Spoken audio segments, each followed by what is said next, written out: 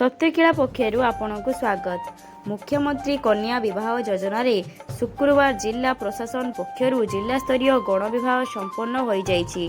ओडिशा सरकारक महिला और शिशु विकास विभाग पक्षरु अनुष्ठित एही कार्यक्रम रे जिलार 40 जोड़ी युवक और युवती को पति पत्नीर मान्यता मिली। आगामी जीवन जाक हसखुशी एकाठी चलिबार सेमाने शपथ नहीं।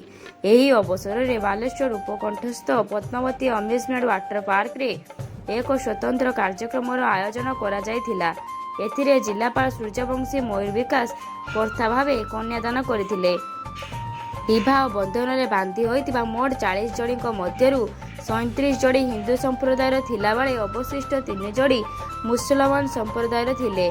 सदर ब्लॉक रो सर्वाधिक 13, रेमुणारू 7, नीलगिरी 6, सररू 5, बाहानगारू 4, खोईडारू 3, सिमुलिया और भोगराईरू गोटे लेखाएं जोड़ी एही विवाह रे सामिल होइतिले।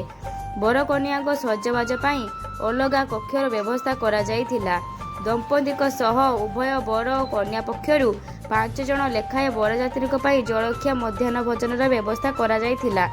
मोट 10 विवाह बेदी रे हिंदू रीतिनीति अनुसार 10 जण ब्राह्मणों द्वारा विवाह कार्य संपादन होइथिला।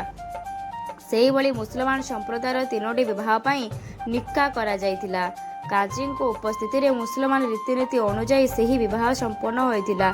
परे मुख्यमंत्री कन्या विवाह योजना अनुसार प्रत्येक कन्या बैंक खाता को 45,000 टंका जमा करा जायथिला। प्रत्येक विवाह पाई जिला प्रशासन पक्षरु 60,000 टंका खर्च करा जायथिला। एही कार्यक्रम रे अन्य मानक मध्य जिला परिषद अध्यक्ष नारायण चंद्र प्रधान, अतिरिक्त जिलापाल सुधाकर नायक, नीलगिरी उप जिलापाल शुभश्री रथ, अतिरिक्त कार्यनिर्वाही अधिकारी मधुस्मिता सामंतराय समेत अन्यान्य अधिकारी उपस्थित थिले। जिला समाज मंगल अधिकारी ज्योत्स्नाराणी महांती समेत कार्यकारी संस्थार कर्मकर्ता कार्यक्रम परिचालना करथिले।